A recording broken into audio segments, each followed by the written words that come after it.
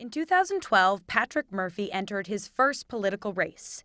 After a brutal, expensive fight, Murphy defeated Tea Party icon Allen West by less than 2,000 votes. And the best way I can explain it to people is if you're in the middle of a sports game, you don't really feel the hits. You're in it, you're focused, and you're just reacting. You're just moving quick. You look back a month later, a couple weeks later, and you say, "Wow, that was that's a tough hit I took." The first Democrat to win his Florida district in over 2 decades, 30-year-old Murphy is currently the youngest member of Congress.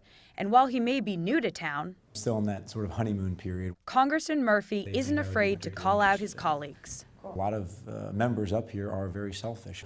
I will sit down with a member and talk to them about an issue, and they'll agree with me. And then they come back a day or two later and say, "Well, Patrick, I agree with you, but if I do that, I'm going to get primaried, or I'll probably lose my next election. So I'm not willing to do it." Murphy grew up as a Republican and changed parties a few years ago.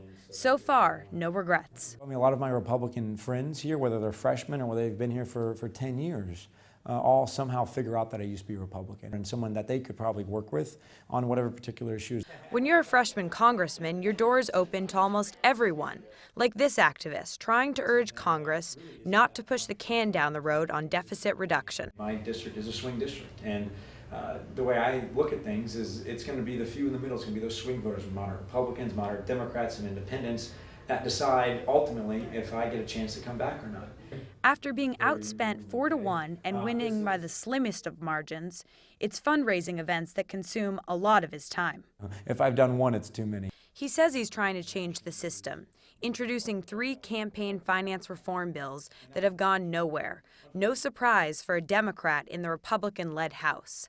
But Murphy has already figured out one thing.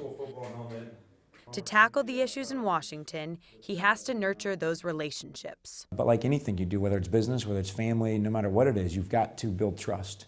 And you've got to do the little things. You've got to go out for dinner. You've got to go bowling off sort of campus to build that trust. Kylie Atwood, CBS News, Washington.